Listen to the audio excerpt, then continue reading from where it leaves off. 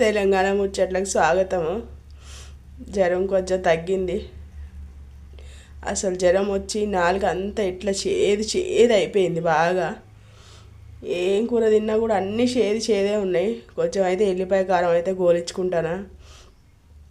ఎల్లిపాయ కారం కొంచెం గోలించుకొని తిను అని అన్నది మా అమ్మ. ఎల్లిగడ్డ జీలకర్ర వేసి ఎల్లిపాయ కారం గోలించుకొని తిను, కమ్మగా ఉంటుంది అని అన్నది. ఎల్లిపాయ కారం అయితే గోలిస్తానా.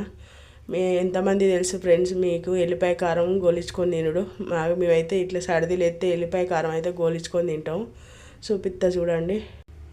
ఎల్లిపాయ జీలకర్ర వేసిన, ఎల్లిపాయ జీలకర్ర నూనె మంచిగా ఎల్లిపాయలు చాలా వేసి ఉడుకుడుకు అన్నంలో వేసుకొని తింటే గొంతు కొంచెం మంచిగా అవుతుంది. ఎల్లిపాయ కారం అయితే ఇక గోలించుకున్నా. సర్ది దగ్గు ఇప్పుడు అంతా చలికాలం కదా, ఎల్లిపాయ కారంతో తింటే కొంచెం కమ్మగా ఉంటుంది నోరు అంతా ఏం మంచి. మార్కెట్ అయితే పోలేదు దోస్తులు. సరే ఉంటా మరి. నా వీడియో నచ్చితే నా వీడియోకి ఒక లైక్ చేయండి. చూడండి పెదవులన్నీ ఎట్లా అయిపోయినాయో మొత్తం జ్వరానికి. సరే ఉంటా దోస్తులు, బాయ్.